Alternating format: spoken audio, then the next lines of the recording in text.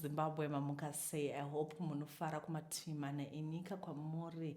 Muzuva ranhasi tine nyaya dzakati kuti. Tete ndiri murume ainge akaroora. Ndakaroora mukadzi wangu tichishanda kuBorodale. Ini ndiri garden boy, madam vaive maid. Ndakadana naMessi kusvika ndamukanda pakicheni. Hatina kusiya basa, takaramba tiri pamba apa. Asi Messi aive aakugara neni kucottage. Varungu vataishandira vaive maNigerian tete. Aive nemari uyezve vaive vane mashopu mutauni. Saka takaplana kuba mari yemurungu. Ini namadhani takabudira kuba mari yaikwana kusvika 3000. Asi taba takatiza pamba apa. Hapana one day ratakatsvakwa nemurungu wedu kuti ndoda mari yangu. Asi mari yaisatopera zvekuti ndakasvika pakutya. Apa mukadzi aiva akazvitakura manje pamberi pane 4 months pakangobva sefani. Ini ndakati kuna Messi, adzimai ngatifambe nekuti tikada kudzokera kuna bosi nemari iyi tinosungwa. Madhamu vakaramba vakati bho nezvese zvaitika, chaida imari chete. Ini ndakamutiza ndokubva ndaenda kun'anga negweseri. N'anga yaya ikasvika ikandibvunza kuti murungu wako wakabira mari mukadzi wake aripi. Ini ndaiziva kuti madhamu bosi vari kuNigeria sekuudzwa kwandakaitwa nabosi. Asi mubatsiri akati kwete, murungu wako aiva akaromba uye ainge aneta achishaya kutozvirasira kupi nekuti saka nekuti iwe wakadziya moto wembavha kuti zvisakomera, uraya mukadzi wako umuisawo musilingi. Tete ndakatenga imba nemari iya yainge yakawanda mumba mangu. Ndiko ndapedza ndakauraya mukadzi ndikati kuvabereki vake akabva pamba handizivi kwaari. Nanhasi mukadzi wangu vabereki vake havazivi kwaari. Ndamuisa musilingi, ndakatanga kuita mari. Ndipo pandakafunga kuroora umwe mukadzi. Ndamuroora ndipo pakatanga hondo nechipoko chemukadzi wangu. Ndakati hani munhu toitira pamba since imba yangu yakanaka plus iri private. Ndakati ndarara tete, ndakamuka pakati peusiku ndichida kusangana nemukadzi wangu pabonde. Ndakati ndakurara naye ndakanzwa kutonhorwa. Ndakanzwa kutonhorwa ropa rake raive chando kunyange muviri wake. Zvakandinetsa kuti mukadzi rudziko anotonhorwa kudai.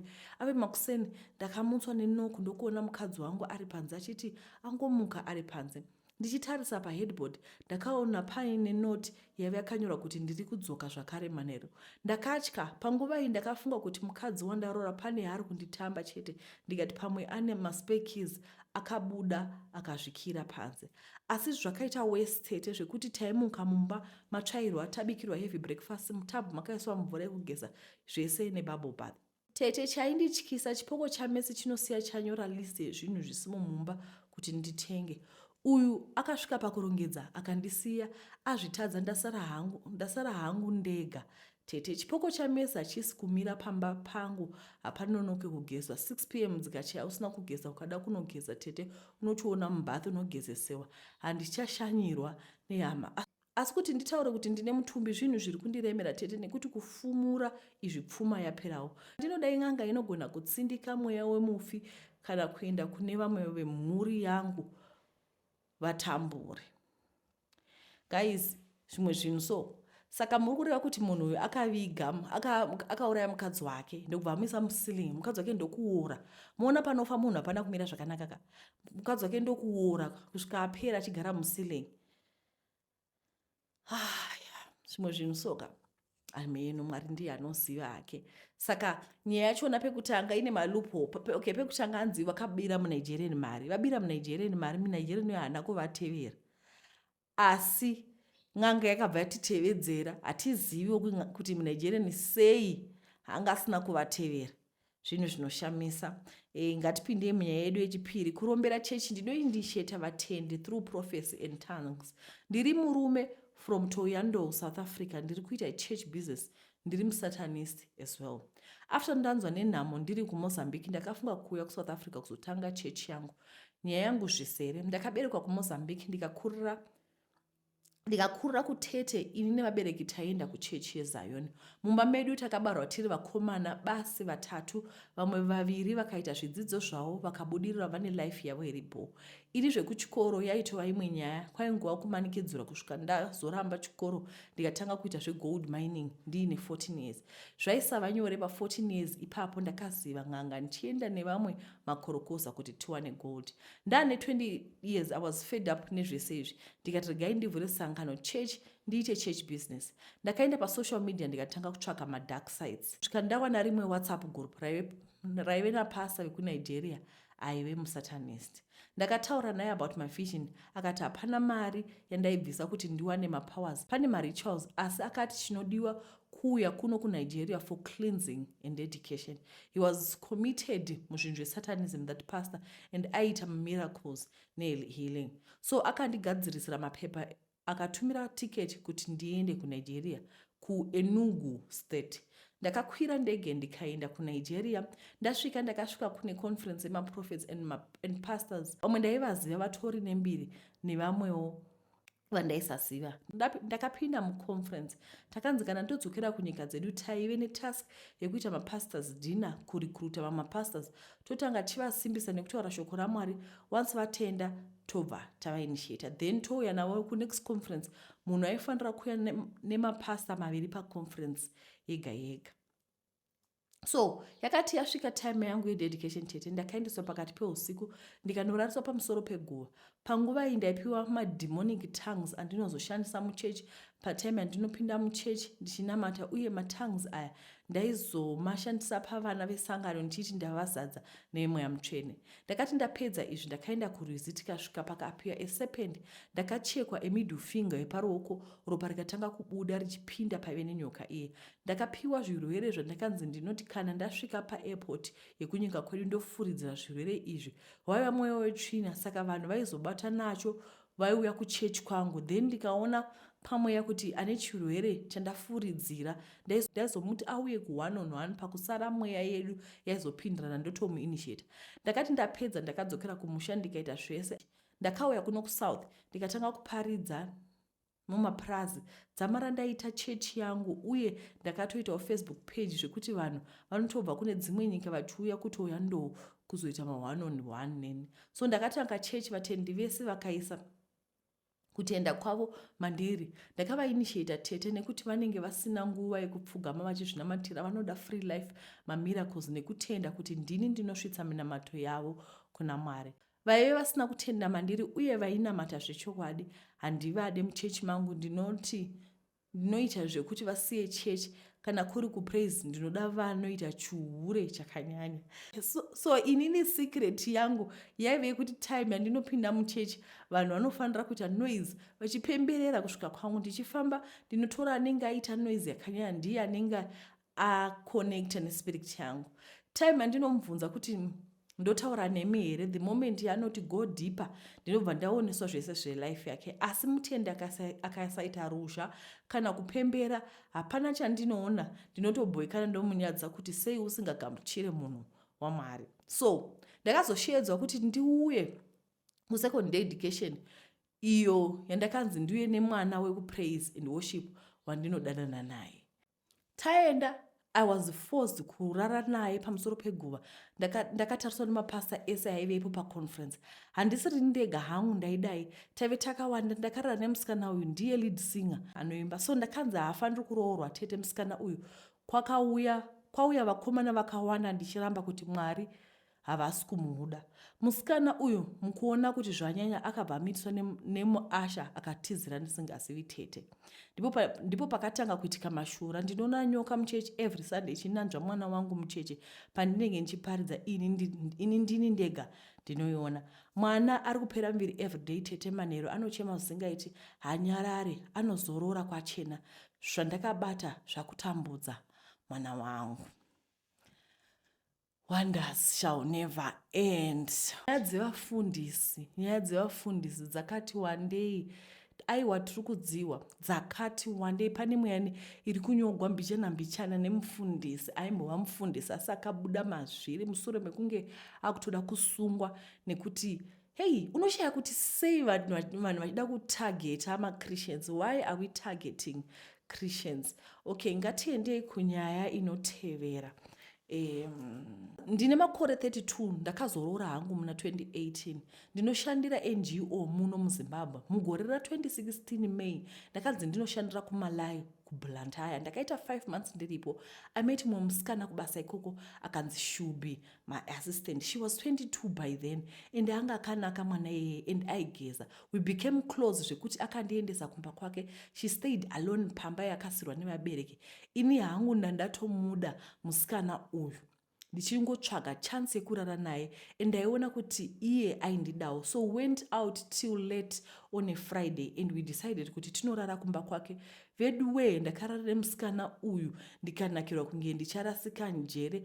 Mwana iye anzi mwana iye mwana aiva ane big fleshy juicy nengo inonaka, so ndakabva ndatanga kurara kumba kwake ndichinodya kuhotel kwandaifanira kunge ndichigara, then tonorara kumba kwake. Palunch taitoti tambowana chance tomborara tose zvakare.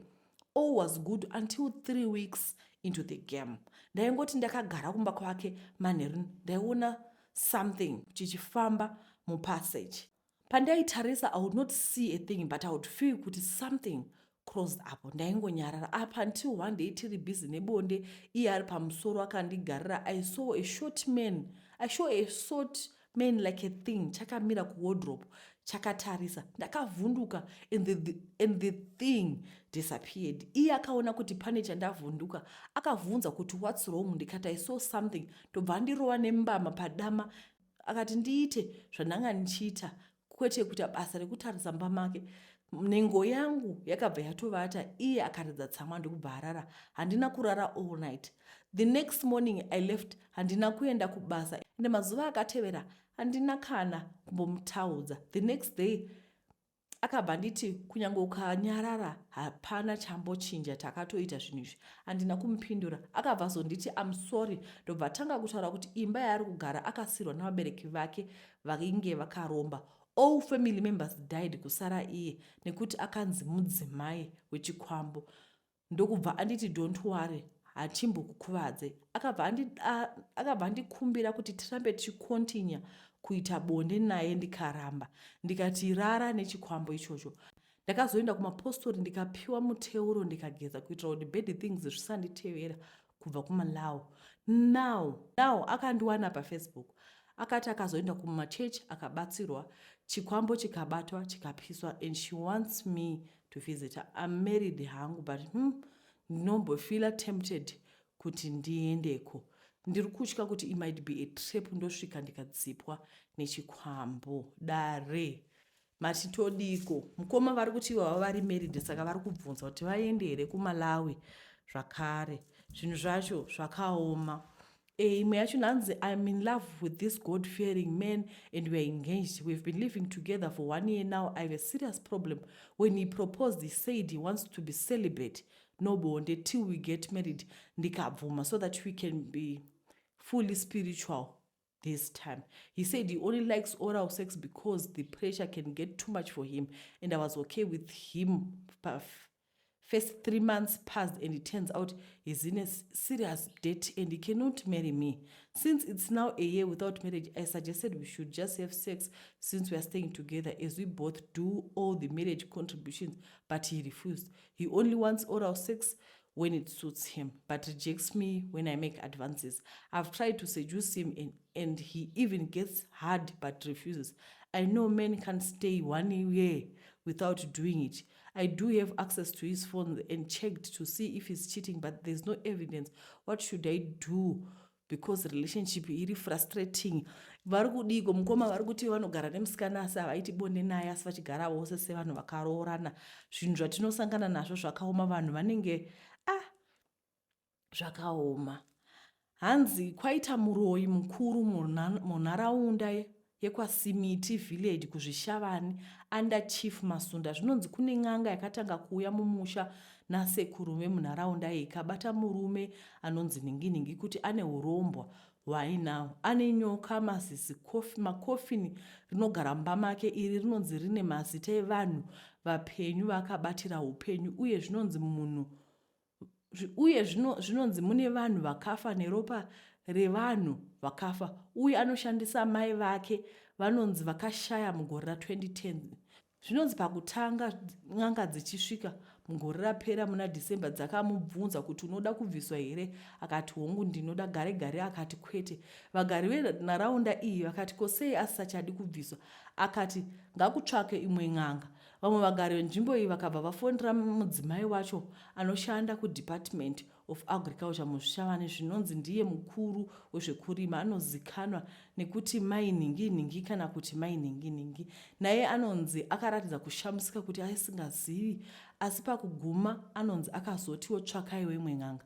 Aya ndiwo mashoko avanenge vari kutaurana nemurume.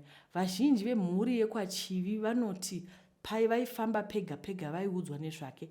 Pamwe pacho vaiona muzvivhitivhiti zvomweya akamonerwa nenyoka dzake zvinhu zvese zvakataurwa nen'anga idzi. Saka hanzi hazvisi zvinhu zvitsva kuruzhinji, asi kutaura vanhu vaimutya.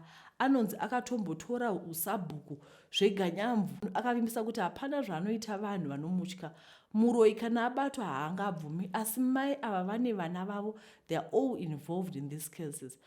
Musi wa24 January 2025 zvinonzi izvo n'anga idzi dzakatanga mamwe matare, dzauya dziri 4 akabatwa zvakare murume uyu. Mukubatwa kwake anonzi ndiye ari kupengesa vana, kudzingisa vana, basa vasina kuroorwa nekuroorwa, vese akavapa zvinhu zvinorara nawo. Naizvozvo nharaunda yekwaSimiti nemhuri yekwaNingi vapinda matare vakanzi mubviswe nekucheneswa kodiwa mari. Zvino zvinonzi murume uyu achakabata shoko ravakatenderana nomukadzi kuti ngakutsvakwe imwe n'anga iri neutral. Nharaunda yoti iyo ko vanoenderei n'anga iyo tichingogara tichiudzwa nezvavo. Baba namai Ningi ava vanopinda kereke inozikanwa nekunzi AFM panyatsisa. Izvi zvadudzwa kuti Ningi nemudzimai wake havadi kuti zvinhu zvibve nekuti ndo zviri kuchengetedza vana kumabasa avo semhuri. Zvinonzi vana vake ndo vega vane mabasa ari pamusoro.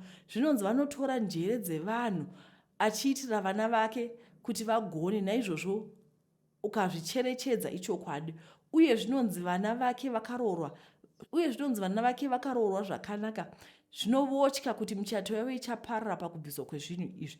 Mhuri yekwaNingi iri kushaya angavabatsira pamari.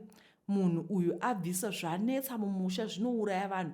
Baba namai Ningi ava vanoratidza kusatosvoda nazvo zvinhu izvi. Batsirai vana veZimbabwe. Saka izvezvi kunonzi ava kuda kuuraya baba vakauya nen'anga nekuti vasimudza musoro, zvinova zvinhu zvisingadiwi, zvinova zvinhu zvavasingadi. Ningi wanetsa munharaunda yekwaMasunda. Saka pane vanhu vari kunzi kwai vanetsa kwaMasunda kuzvishavanungo, ndo nyaya iri panapa iyi. Hanzi vanotora njere dzevanhu vachiisa vana vavo, uyezve vana vavo vakaroorwa zvakanaka, uyezve vana vavo vane mabasa akanaka. Guys, ndoda kubvunza, is it possible kuti ndingomuka ndonzini ndiri doctor ndisina kuenda kuchikoro, ndisingasigoni chemistry nebiochemistry nemaths? Kwai vakatora pfungwa dzevamwe vana vakaisa mupfungwa dzavana vavo kuti vana vavo vagone kuchikoro. We need to find balance. Handiti? We need to find balance. Pampachono vana vanenge vachitogonawo chikoro. Pamusaka pekuti kwai vabereki vangu kuti mbuya wangu anoroya moda kundisacrifice kuti kwai niniwo ndinogonera chikoro.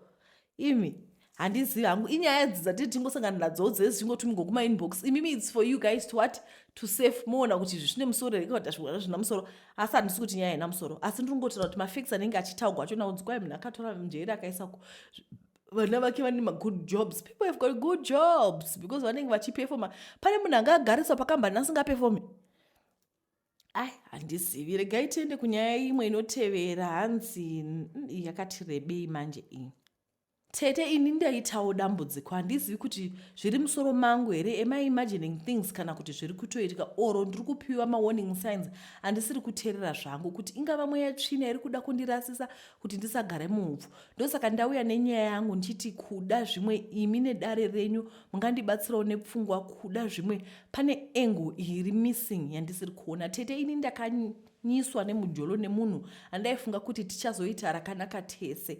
Dambudziko randakaita nderekuti ndakapinda nemwoyo ndichitoona future house, future kids, future imi handina kuziva kuti Tino ainge atoriwo nedzimwe pfungwa. In fact taitiwa pabarika nemumwe musikana indaiwachisiwa wacheni izvo ane wake waanotrita like a queen. Apa mai Nia hapana chandiri kuziva. Ana tete vachitouya kusaluni kwandaishanda ndichivaruka musoro nekuvaisisa manails. Apa vaitoziva zvavo kuti bhudhi vavo vane a wife in waiting. Ini ndini ndiri murima ndisina chandinoziva. Ende pakatizira Mary kuna Tino, vana tete ndivo vakatanga kuisa pamastatus kuti welcome Murora, tavigirwa mai mumusha. He, hauchemi. Saka ini ndini wekuitisa vamwe vari vekukandwa pakitchen.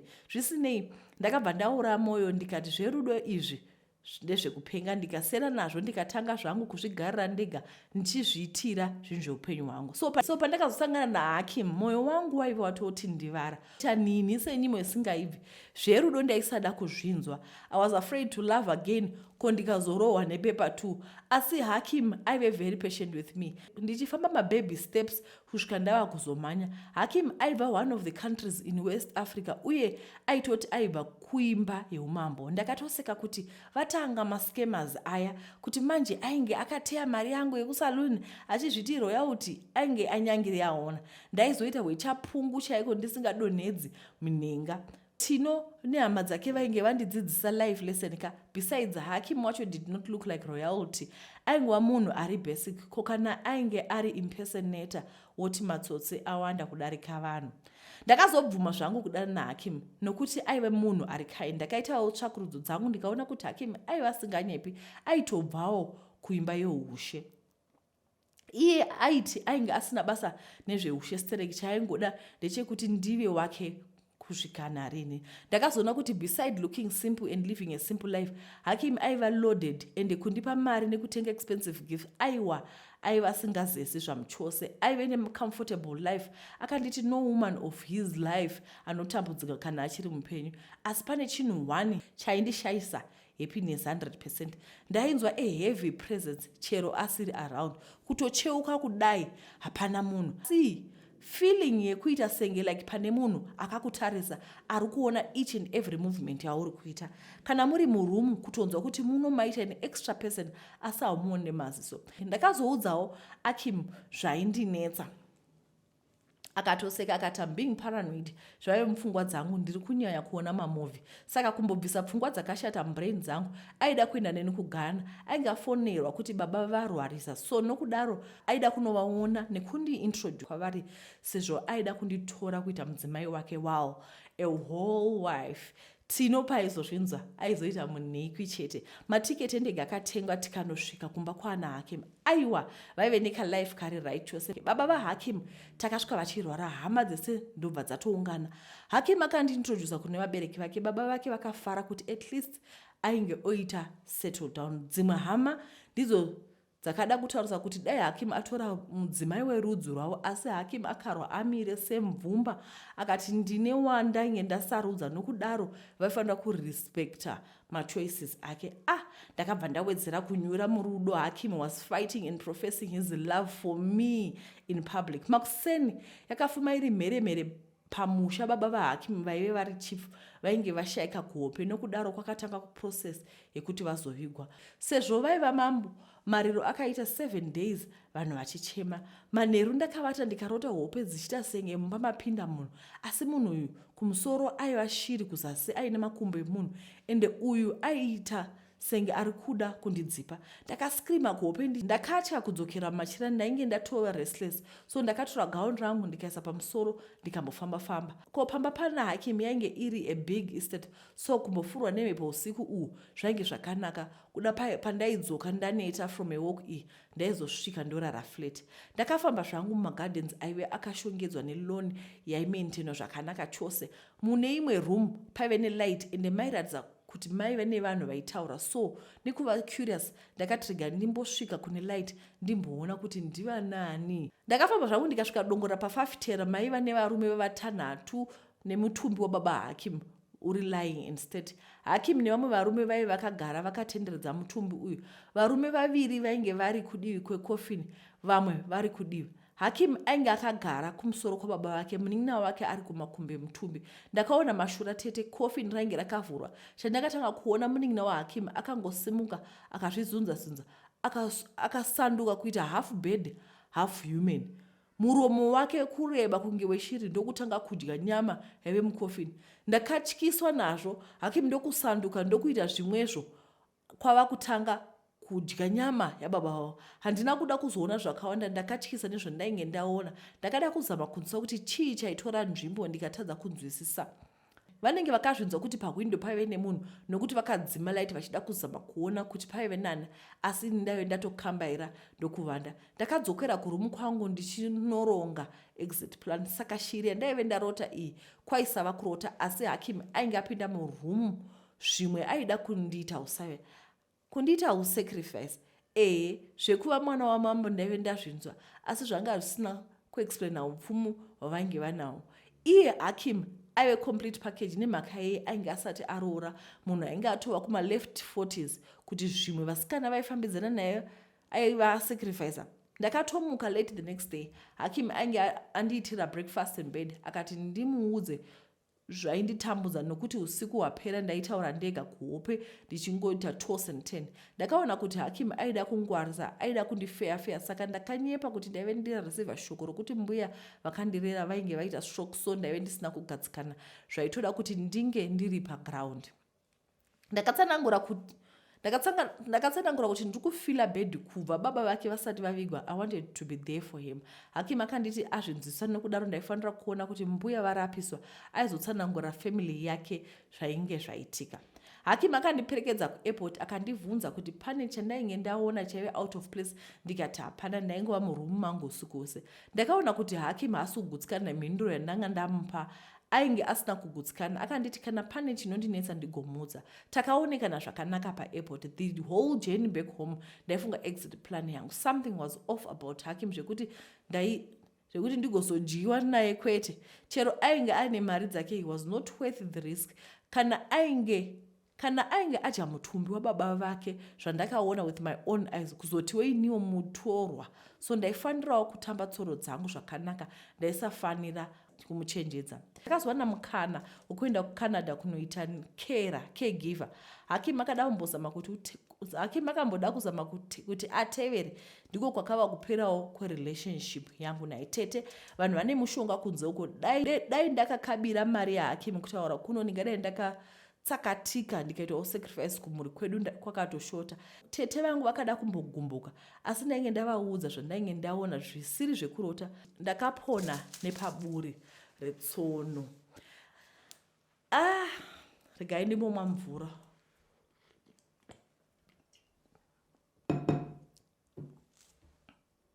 Nyaya dzinosangana nevanhu murudo, mujolo unonetesa. Handiti vanhu vanenge vachidanana paya vozosangana nevanhu vanochinja, hazvigozodi.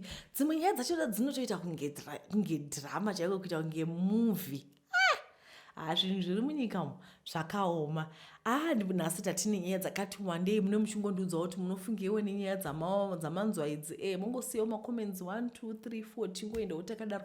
Muve nezuva rakanaka guys. Chimwe chandaenda kubvunza ndechekuti guys, ndoda kubvunza imimi, which one is better, kuti ndiise voice over kana kuti ndiise face? I feel like mavideo andinoisa voice over dzimwe nguva hamuwaoni zviya zvekuti munongoona 5 minutes. Mavideo andinoisa face moita kunge munowaona. Handizi kuti chiri nani kuona mapicture kana kuona munhu. Mungondiudzawo kuti imi munofungei. But sometimes I also think kuti when I put the picture, I'm really connecting with the audience. I want you to look in my eyes motivated. Muright here.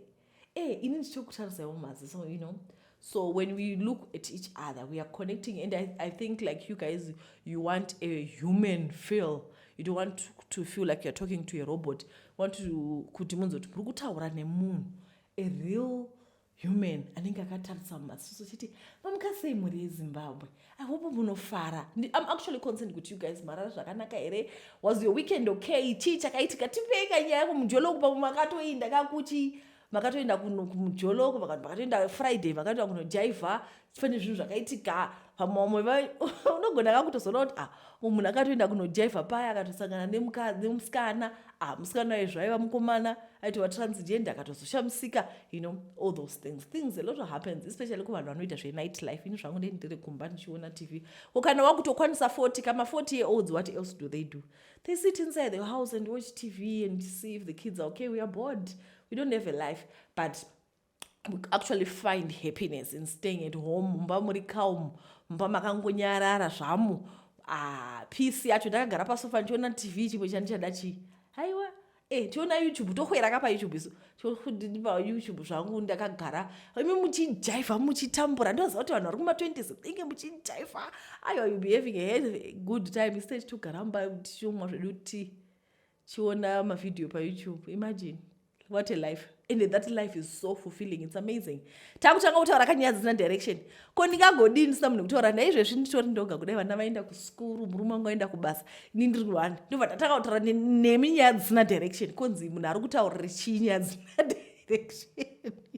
Zvinhu zvacho mukazvipedza zvakaoma. Muve nezuva rakanaka guys, bye bye.